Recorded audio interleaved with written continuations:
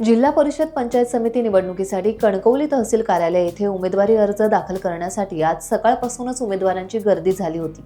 उमेदवारी अर्ज दाखल करण्यासाठी 21 जानेवारी हा अंतिम दिवस असल्याने महायुती त्याचप्रमाणे महाविकास आघाडी यांच्यासह अपक्ष उमेदवारांनी गर्दी केली।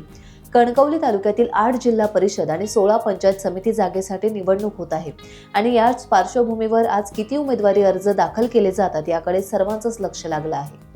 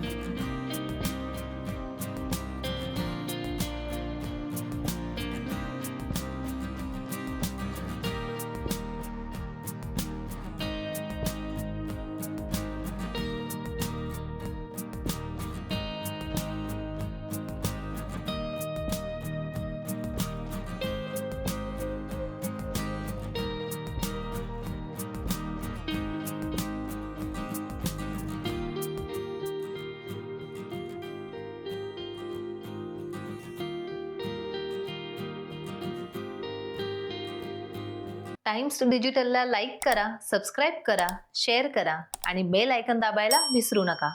पाहत रहा टाइम्स डिजिटल।